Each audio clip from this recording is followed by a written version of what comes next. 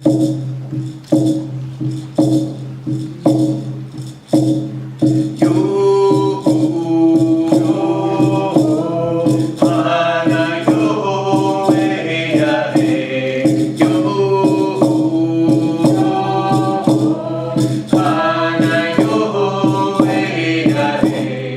finally, the time that we need to protect our earth and our water. And like I said, it's now or never. I mean, what's going to happen when there's no more earth to protect? When all of our waters are polluted, when we can't make films anymore about saving our salmon because the salmon are gone. Like, what happens when our buffalo are gone? What happens when? And so it's time to rise and to absolutely take responsibility for the living beings on our planet and for Mother Earth, because I don't want to see a world without such beautiful things to protect. And there's so many films at the festival this year that are really showing that.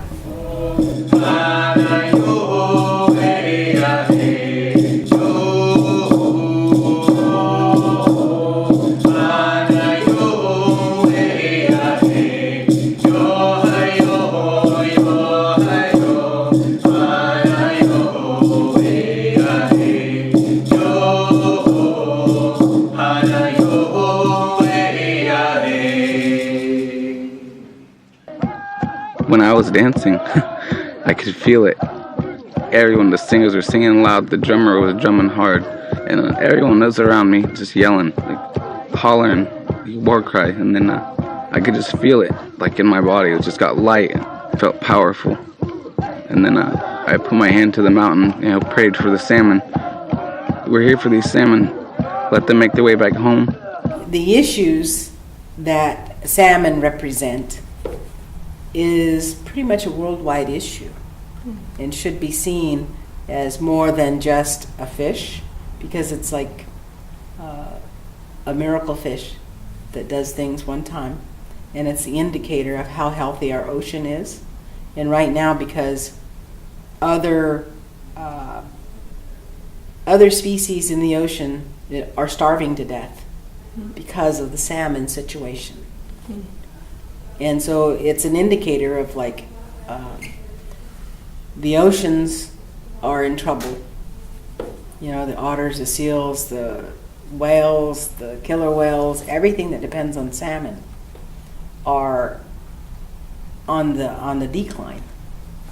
And upriver, the fish are blocked by dams and other contaminants in the rivers. And so there's a big indicator that says, people need to start paying attention to the water, because what's good for salmon in the water is good for people. And if the salmon can't survive, it's just a matter of time before people cannot survive. I've been associated with the Winnemem-Wintu tribe for almost 30 years. Wow. My family is very close with them, and for me it was a way to give back, use my skills as somebody who's knowledgeable about media and storytelling with video, a way to use those skills to tell their story. And my main goal was to be able to have them tell their story through video. I didn't want to tell it for them. I just wanted to be there. Everything works together. We can't stand just saving a little one thing when it belongs in the circle of life. So the smallest things to the biggest things must come together. And so this award, I see that there's a hand in there, and there's leaves, and there's a way of life that we have to kind of wake up to and realize we may be covering up that which all of us need to continue life in a good way, in a healthy way, that songs and dance and happiness comes from.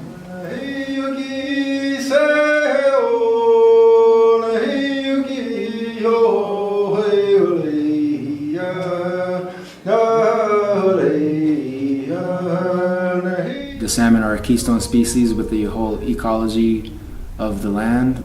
And so that, you know, that's why we do the Run for Salmon. That's why we try to call attention to all things good are about the salmon, but we're led by our prophecy. And that's what drives us through these things, is the prophecy saying that they're going to come back one day. But we have to do the footwork, and we don't necessarily know all the time what the footwork is, but our spiritual leader, Chief Colleen, she gives us our direction. And so it was her idea to do the Run for Salmon, and so this is a part of what we need to do as our spiritual journey in life and what we're called to do. And so that's what we do, and it's led us to many places. Well, this says we are not defeated. We come up a lot with people that don't know we exist, that don't know we're here. It's like there's people such as yourselves that just want to learn more about us, and we say that we're not defeated. We're still here. We're still fighting for our salmon. We're still fighting for what we know is here, for our sacred things that other people don't see. And on the back we also have, we believe in the good things coming, but with our fights and with everything that we do, and we know that we're getting somewhere, we're not going to give up, and we just keep moving forward and keep moving forward. And like we say, like 7 generations, we know it's not going to happen tomorrow, it's not going to happen maybe even a few years, but we're doing this for our children and our children's children. That's what we're doing it for. Hopefully it doesn't happen, but when you find out that you can't eat cash, you can't eat or drink oil, and you can't live off these things like you can live off the earth, that's unfortunately would be the end where they would finally maybe realize that they should have made different choices in life. And just finding yourself spiritually would be a great way to understand that. I'd like to dedicate this to the buffalo in Yellowstone and the salmon in California where I live that are being threatened right now. This is a song called Going Back.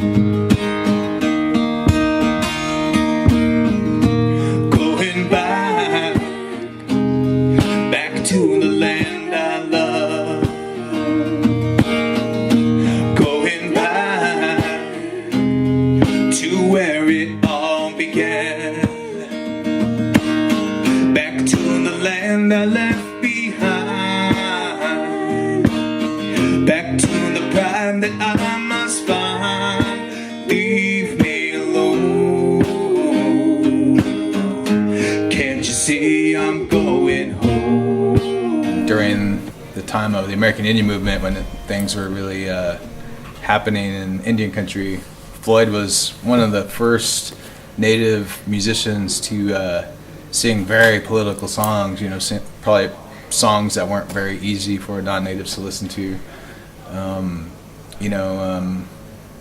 I guess back then there was I guess it was like a renaissance for Native people. There was like a resurgence of culture and language, and it wasn't an easy time too. There was a lot of violence happening on the reservations, and finally, the young people had enough, and that's when the American Indian movement rose up. And so Floyd, to me, was an inspiration. He showed me that music could be used not just for entertainment, but to just be a platform for social change.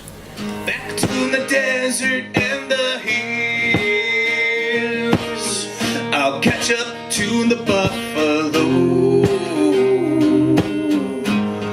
and when the salmon flow. In the state of Montana, our last wild buffalo aren't even considered wildlife. They're considered an animal in need of disease control, and so they have no rights, no protection, and that way then the second they walk into the state, they're killed. So Buffalo Field Campaign's work, we basically document the killing of the buffalo, and and I travel all around the world teaching people about what's happening there, and with the hopes that people can, you know, help out with our cause there. Because right now there's about maybe 4,000 or 5,000 genetically pure buffalo left, and unfortunately the cattle industry are still wanting there to be only 3,000. And it's kind of a complicated situation. There's a lot of factors that they throw in. You know, they claim they're diseased and they'll infect their cattle, which isn't true. The buffalo aren't being killed because of a disease or overpopulation. It's because of the grass. You know, these cattle ranchers just want that grass for their cows, and they don't want to share it with buffalo or any other creature.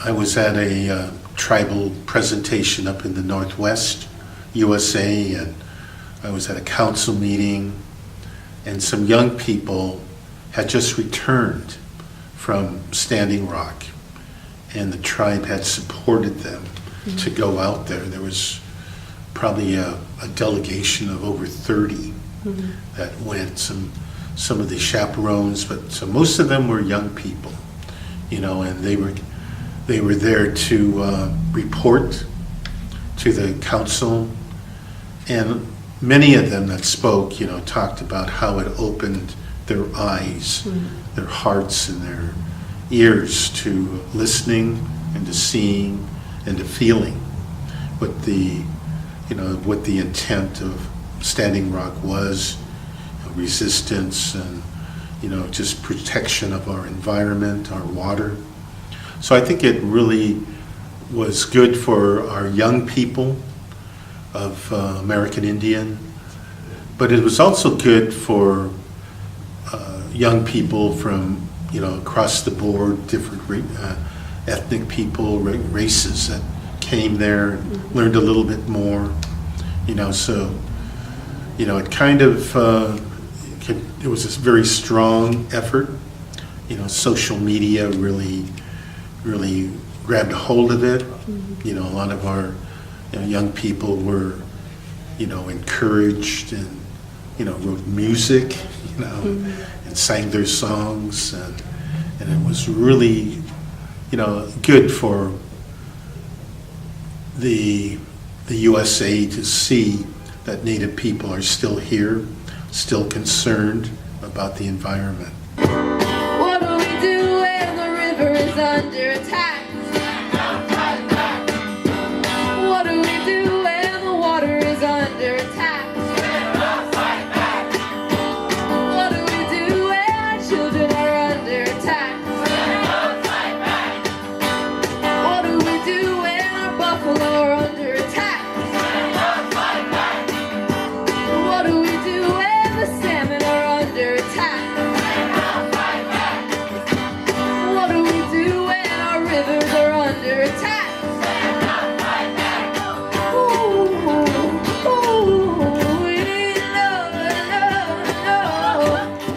I wrote this song called Driving to Standing Rock about the literal journey of getting to Standing Rock, which, you know, was a protest camp, like a protect camp. And the tune is almost like happy. It's almost, it's upbeat.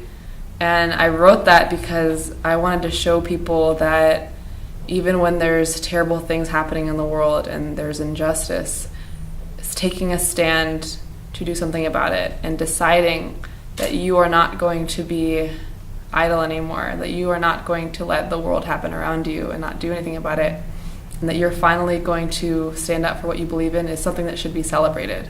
It's something that is beautiful. It's something that is, you know, intoxicating to the people around you, and it makes them want to join. It makes them want to also be inspired to stand up for who they are. And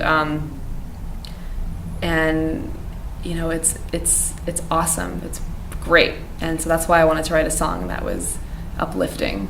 I think it's also important to see people in the community, you know, taking that anger, that sadness, that angst, and, you know, not just keeping it in a clenched fist, holding on to it until it slowly kills you, because time is just simply too short. We're not on this planet very long, so we might as well take that energy, open our palm, and put it on the shoulder of on the person next to us to help transfer that energy and, you know, That's beautiful. comfort one another.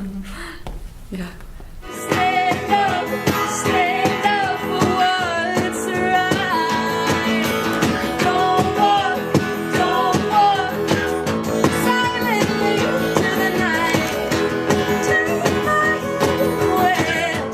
See this through.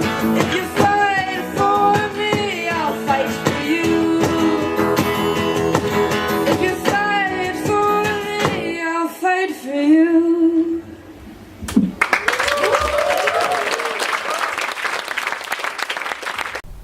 I feel like Standing Rock proved a lot that it is almost there's this planetary consciousness or planetary consciousness awakening just waiting to happen. You can almost feel it all over the planet, and it's coming from this upheaval of young people who are seeing the way the world is and seeing it for what it is, and are saying, you know, believe that, like, just you know, this doesn't make sense. They see the corruption for what it is. They see the way that, you know, greed has this stranglehold on the earth, and you know, what we hold dear, and even what our morals are. And I think a lot of people are waking up.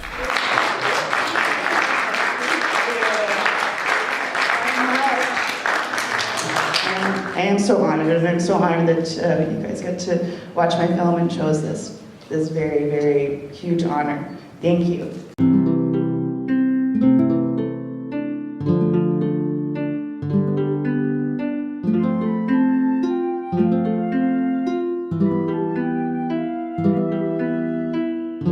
Owl wanted to show her the world and give her the moon. In my film, I did it as an animation because I think it's important to tell these stories to children, and when you tell them in the most simplest form, I think it's very easy to see that there's something that's not right. So in my film, my mother is the fox, my father is the owl, and it's just the story of these two animals falling in love and nobody accepting it. And I think even from the eyes of a child, you can see that that's wrong. And I was just kind of hoping with that to, one, kind of record this story as a legend, as a current legend, I guess, that's from today. So we have lots of legends that are from the past, that are stories that have been told. And really with Indigenous people, it's storytelling is very, very verbal. Storytelling is very, very important to us. And I wanted to take this story that I've heard all of my life and turn it into its own legend, and hopefully it'll carry forward, and you know, maybe kids will be telling their children about it later on. Indigenous people have always used the land. They've always lived off the land, and it's still true to this day. Where I live in New Brunswick, I live next to 6 reserves, and the people there are fishermen, they're craftspeople, they're artists, they are living off the land, like they're living off of fisheries and all of these things. And when those things die, so will the people. It's so interconnected that to even try to separate the two, it would make no sense. If there is no land, there will be no people, and I think that is very important, and I think that's such a great message that the festival is putting through, that that we need to make sure that this is a priority for us, because there is no separation. I wish that land had the ultimate voice. We're always fighting for salmon and for animals, but we're really fighting for everything all over the world. And if land had a voice, it would speak. And if we were made to listen, that's what I just wish could happen somehow, in some way. And while that can't happen, we'll take the job. and we'll do the best that we can, and I just hope that people listen. A lot of singers, a lot of people who have influence to reach those populations, like Nako Bear and Ray and Good Shield, and a number of them who are out there now putting those words so that people are repeating them. And when you repeat something like that, you start having feelings to change things. You know, and I think that's the good part about the young people in the world today, that they're gonna be there. I just hope it's in time. In the river is our sisters and our brothers.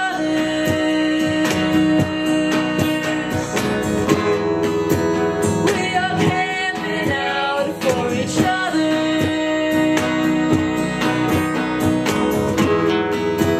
We are stronger when we band together, and we're standing up for the water.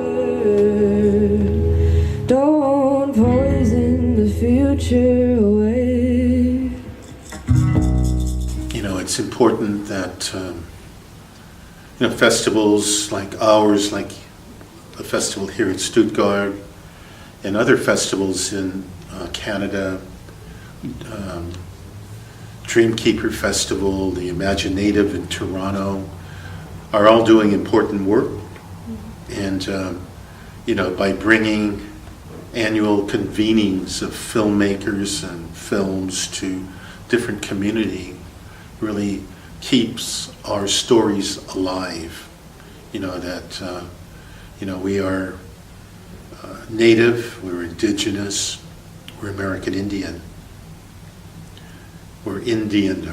Okay.